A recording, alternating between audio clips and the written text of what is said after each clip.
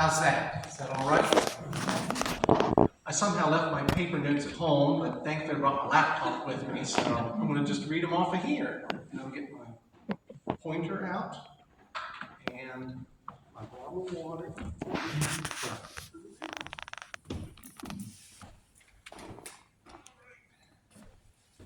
Good evening. It's nice to see a lot of familiar faces and some new faces. So thanks for taking the time to come out. And I hope you find this as interesting as I do. It's a pleasure for me to be here and to offer a presentation that combines two interests of mine: history, and in this instance, local history, and photography, which is not something I ever envisioned myself doing, but I kind of picked it up about 6 years ago. When I was asked if I would like to speak here at the museum, it was suggested that because I am a photographer, I may want to somehow factor that into my presentation. So with that in mind, the wheels began to turn on how I might blend history with photography. And soon I had a concept as to what I wanted to do.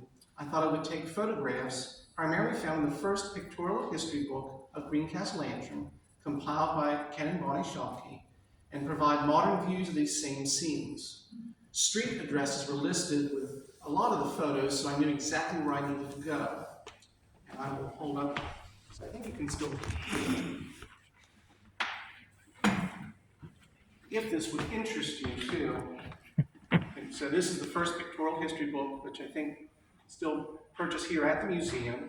There's a secondary book. Thank you. And initially, when I was trying to formulate this, I thought, how many pictures do I want to try to include in this presentation? I could have kept us here for hours if I had gone through every page. So this is just kind of a quick selection from the first book, and this should run about 40 minutes or so. 20 is your number for the next presentation. Oh yeah, if I do well, there'll be a part 2 of this announced at another date. So initially, I wanted to capture the same scene from the same angle, from the same vantage point, same everything, but much has changed since many of these pictures were taken. For one thing, the volume of traffic has increased. Maybe you've noticed that over the last few years. So that makes it nearly impossible to recreate some exact frame replicas of what you'll see in the book. Oh, there we go. That adds a little extra something. So my new goal was to capture what I'm calling the essence of the scene without getting hit by a car or creating a scene. And also, to be honest, I felt sort of awkward walking around town with my camera pointing it at businesses and residences. So although my motives were pure, I thought it might be seen as suspicious activity. So although I captured some other modern views myself, like the Greencastle sign you see here, I used the internet and specifically Google Maps, the Street View option, to fill in some of the content. This idea of comparing an old photograph with a new photograph for me stemmed from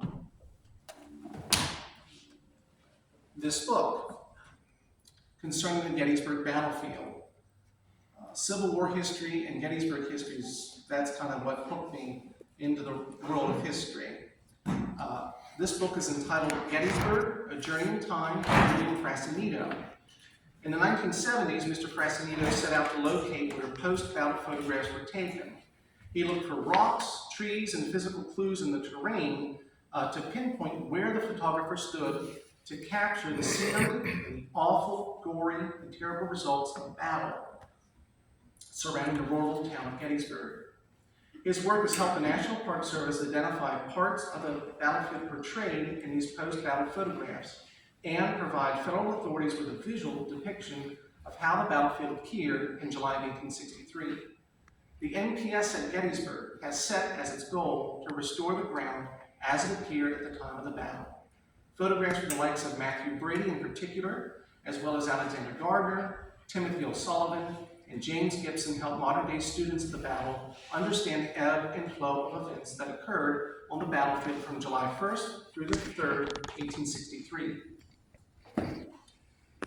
understanding the terrain as the soldiers saw it provide Gettysburg enthusiasts with insight and a better understanding as to how the battle unfolded.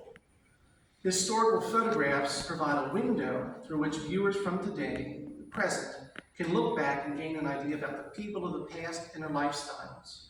Pictures provide us with visual clues about how people at one time lived, worked, traveled, communicated, and spent leisurely time. We see styles of the time as we look at people from a bygone era. We may come to realize that despite the different hairdos, clothes, and sometimes rather rigid and deadpan expressions, the people we see are much like us. And as I was formulating this presentation, I realized that there are two unequal halves to this presentation. Most of what I'm going to talk about, the pictures relate to the town. And then towards the end of my presentation, I'll talk on the topic of community, as they go together. So the Merriam-Webster definition, or one of the definitions for a town, is a compactly settled area, usually larger than a village, but smaller than a city. And I added on my 2 cents to that, a physical collection of buildings intersected by streets where people live and or work. And then community, according to Merriam-Webster, is a unified body of individuals, such as the people with common interests living in a particular area. And I added to it a sense of belonging, neighborliness, a collective identity. So just keep these 2 terms in mind as I go through the presentation. Our town has changed over the years. Even in my lifetime, and I know a lot of you have seen much more change than I have. It has expanded, people have moved in and moved out, businesses have opened and closed. According to William Conrad's book, which I happen to have, Conica Jig, A History of the Greencastle-antrim Community, 1736 through 1971, the 1800 census accounted for 2,475 people living in the town and the township, with approximately 800 living in the town and 1,650 living in the township.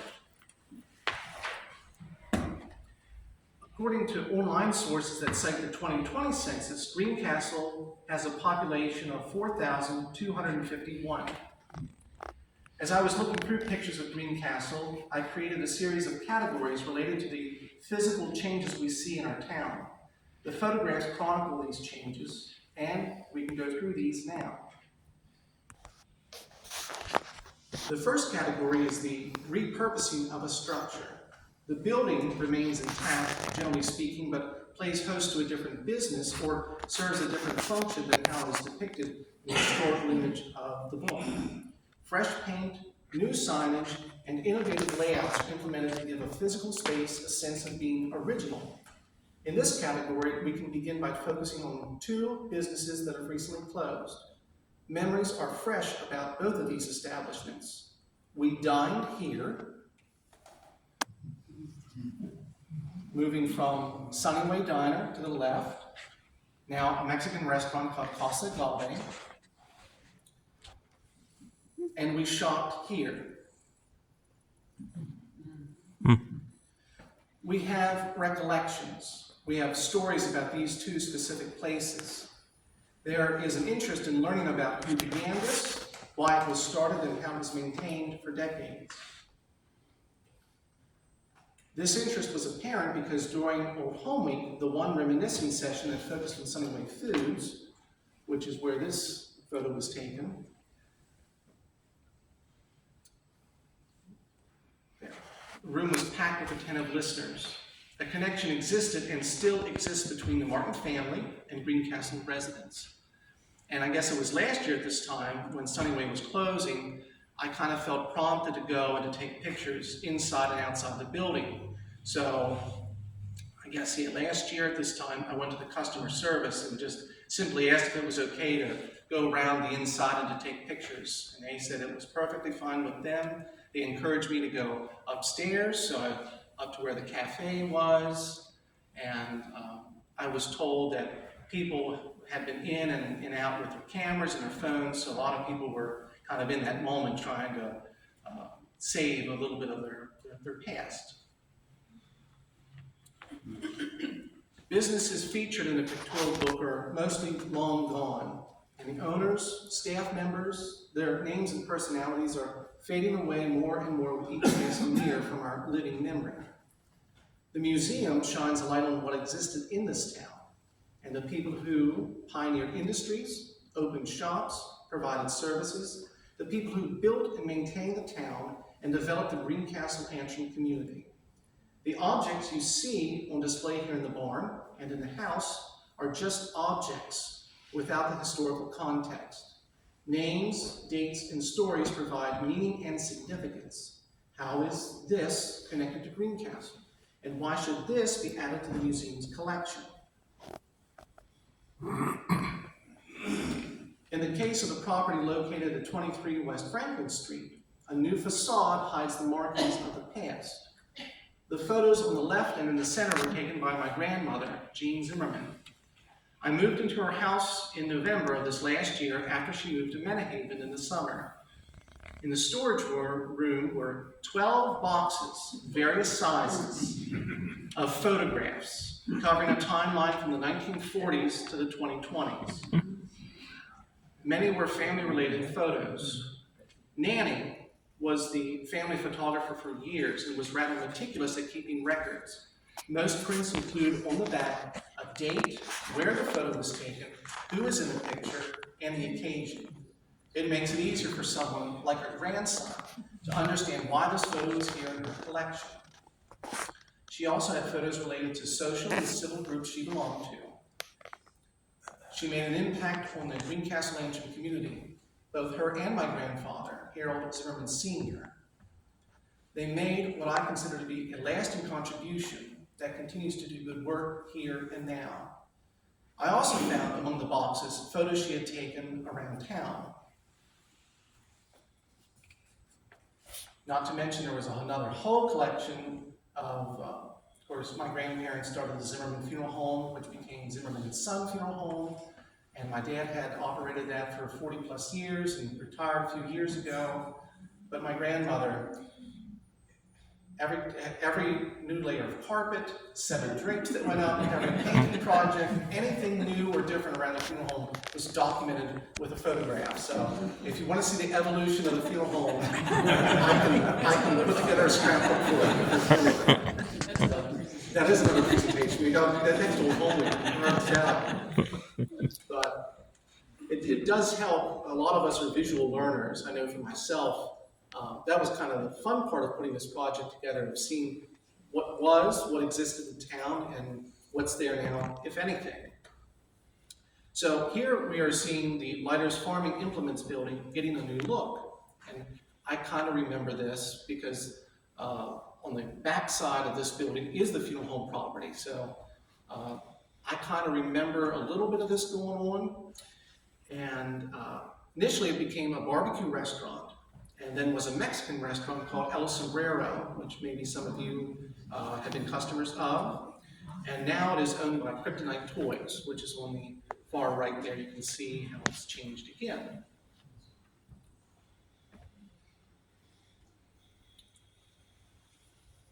Some of us might refer to this building as the old Carl's Drug Store. For people that are new to town, they wouldn't have any clue about that. Although there is evidence, as I circled up here, lets you know what used to be there, as it still bears the marks of what it used to contain. And of course now it is owned by ELM, and you can see the new sign here and the new storefront. ELM Active, it occupies the same building now.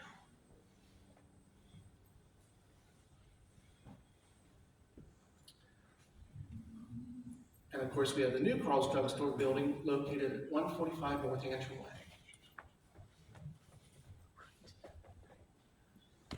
What was the McLaughlin Hotel, and then for many years was the Antrim House Restaurant, now offers guests a dining experience at B Street 104 Restaurant and Pub.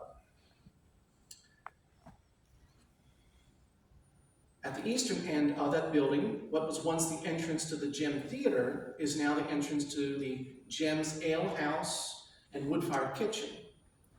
I circled some architectural details that you can see in both the old and contemporary photos with the red circles. So There are clues about the past in plain view if you just take the time to look for them.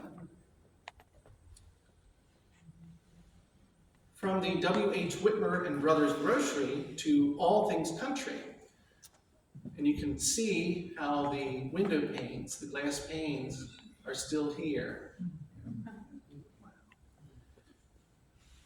All Things Country is a shop owned and operated by Lori Hess that offers, and I got this directly from the shop's Facebook page. We sell country, primitive, farmhouse furniture, and everyday home decor. We also offer unique handcrafted seasonal items created by All Things Country.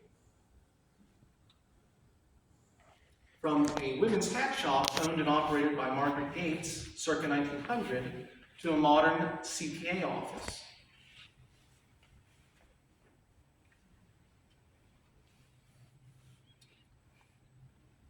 From a bakery to a tax services office. And I put an arrow here, so we're looking at,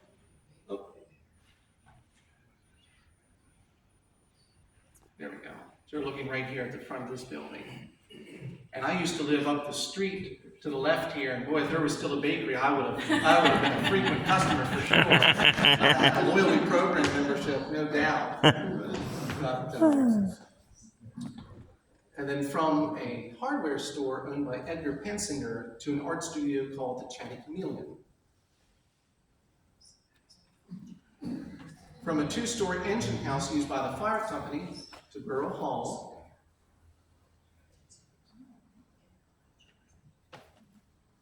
And what was the toll gate house for the Waynesboro, Greencastle, Mercersburg Turnpike? I wrote that down, but I don't have that right in front of me. So from the toll gate house to now a private residence. You can see, I did take that directly from Google Maps over here. So there's just something about pointing my camera at a house. It was just, I didn't need the police showing up and asking me if I was stepping out, territory or something. So I'm just taking a picture. That's all I'm doing. And then you can see here that the view of the Brendel building has remained relatively unchanged. There's not a specific date associated with the picture on the left, but based on the cars, I'm wondering if this is probably the 1940s. So you can see not a whole lot has changed in this part of the town. The old post office. The old post office.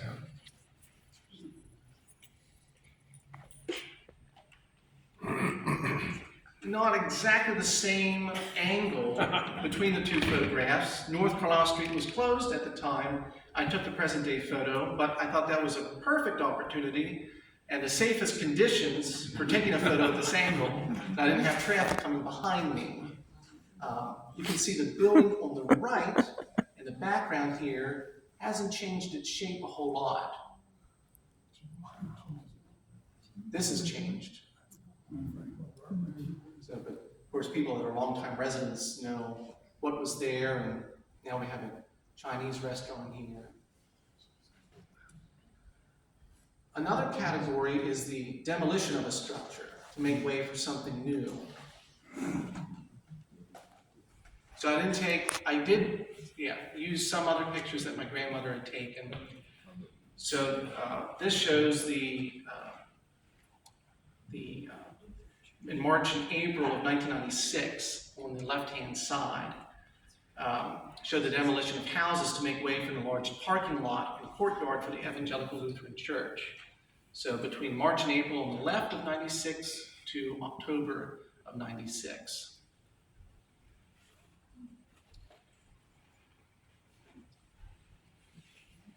A residence was removed to make way for a new post office, which was dedicated, according to the information on the left-hand side, in 1960. But you can see what was there. Pretty impressive, though, the structure that was there.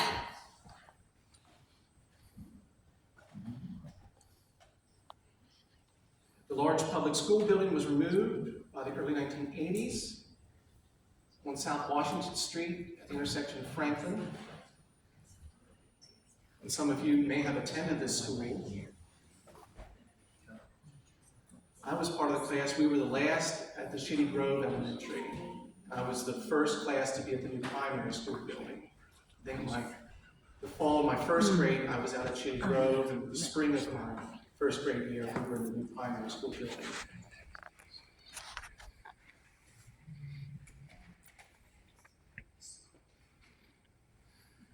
A house was removed years ago to make way for a car showroom and garage, and now that same space is occupied by a Cafe del Sol restaurant and the former home of Pure and Simple Cafe.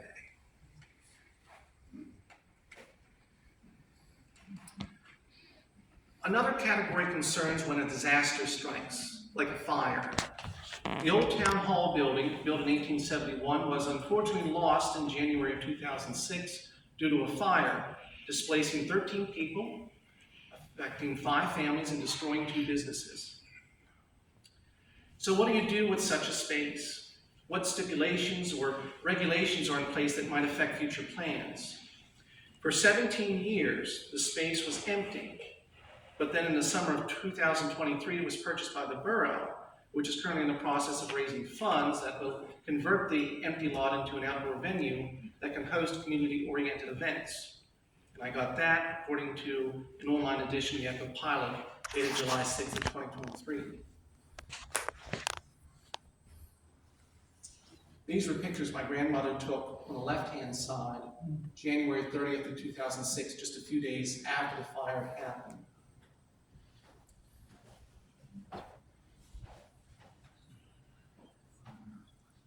And you can see that this outdoor venue will pay homage to what used to stand there, as it'll be called Town Hall Plaza. Which, if you didn't know what was there, you might be going, why is it called that? But it makes perfect sense. So that brings us to a point of discussion when it comes to the act of preservation. So what sites should we actively look to keep, maintain, and/or restore? So here's a question I want to leave with you. What buildings or sites do you think hold value for the town and should be preserved for those who come after us? Maybe I scrolled one. I think I scrolled 2. Yes, I did. So pretend you didn't hear.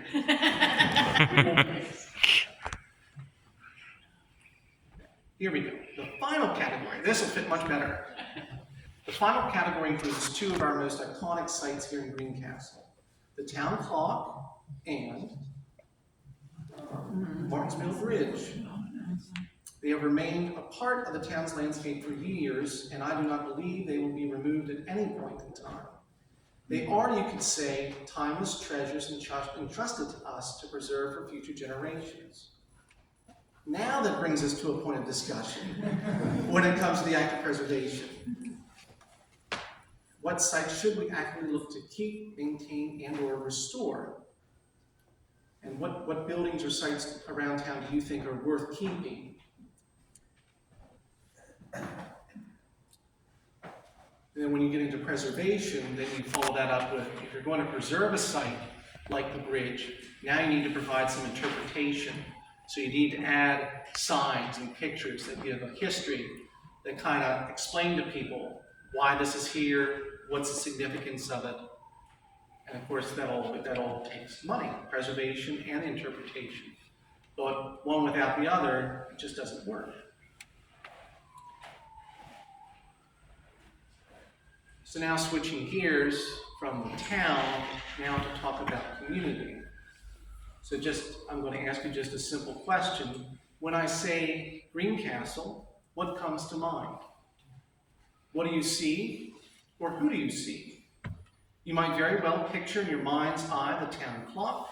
Perhaps you thought of the Martinsville Bridge or Jerome King Playground. And these are just places by themselves. Wonderful, significant in their own right, adding to our own unique landscape, parts of what makes Greencastle, Greencastle. However, it's the people that give these places meaning. Memories are made in these settings. I'm sure each of you has a story you could tell that is connected with the town in some capacity. Stories give dimension, vitality, breadth to a physical location. For example, school sits right across the street. The high school is just a building, but when I think back to my time as a student, I remember my friends, my teachers, social events, funny incidents, personalities, band competitions, plays, ceremonies, assemblies. The building, or for the school campus, the ball field, the gym or auditorium acts as the stage, but the show revolves around the people and their interactions. And that's life. Life is happening all around us, day and night, night and day. I think I have time. I was trying to remember some high school stories. There's one that stands out. Some of you might know I have a very good friend. We've been good friends for years. Amos Raleigh. His dad, David Raleigh, is the pastor at Otterbein Church. Amos is an awesome guy, but absent-minded. He's stayed that way all these years too.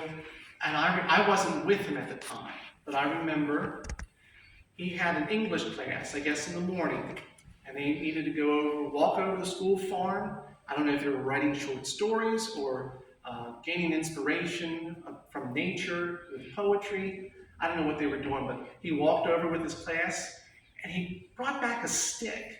He carried a stick with him all the way up to the school, realized, I still have the stick, I need to return it. Turned around, walked back to the school farm by himself, and laid his stick down. I don't know how late he was for his next class, but I was just thinking about, I do sports photography now, so I'm at the school a lot, and just all the security protocols and everything. I mean, you have to buzz to get in, and so it just seems so strange now to think that Amos just walked in.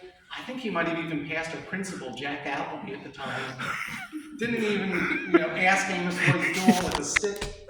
It was just Amos being Amos. That's all I have to say. If you know Amos, that makes total sense.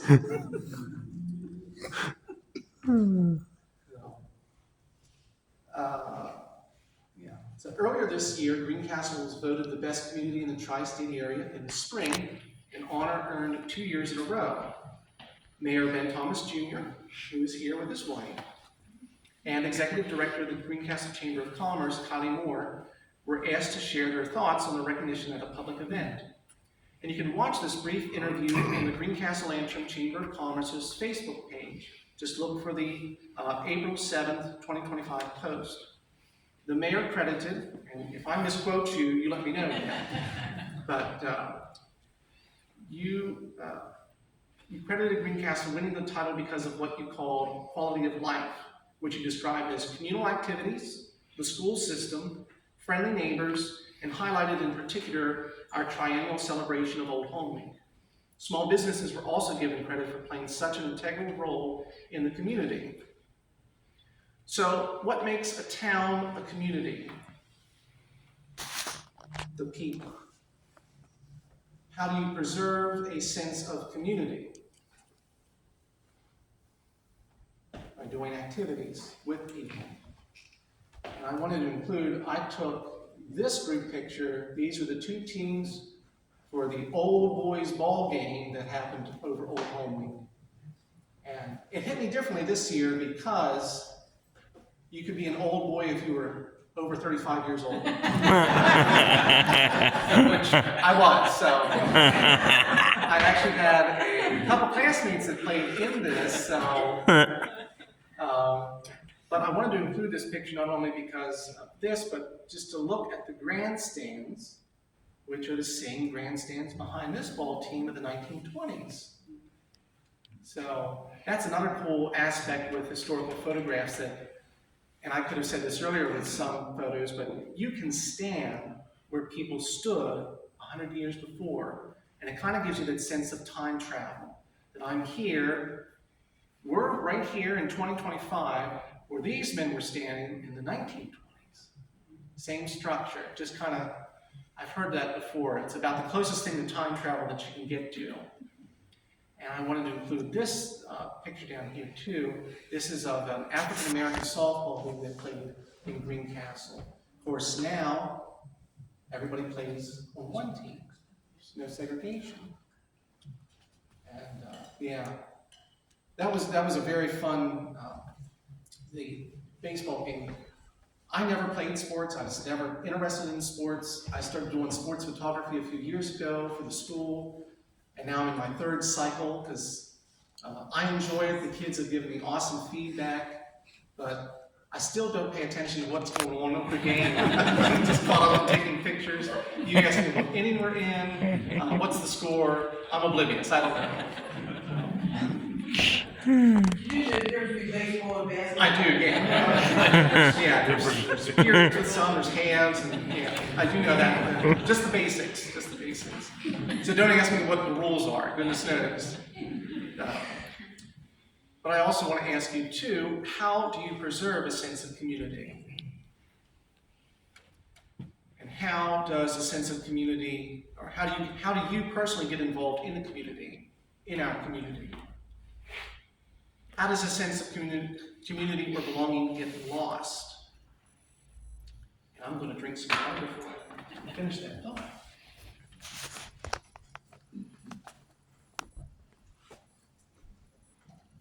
So this is just my own opinion.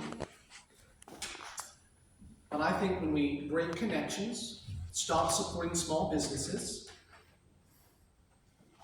and this is just an array of local businesses, their logos, their signs, no particular order. I know there are some that are missing from here. I didn't even put my own logo up for my photography business or my shop, but I just wanted a nice collection to show you our local businesses. So a sense of community gets lost, I think, when you stop having conversations, you stop attending church, you stop attending social activities, you stop supporting our students, you stop volunteering, you stop offering a helping hand to family, friends, and neighbors, the people around us. And then we will become just isolated pockets of residence. I think that as long as there is a sense of camaraderie, we will continue to enjoy the benefits of a strong community.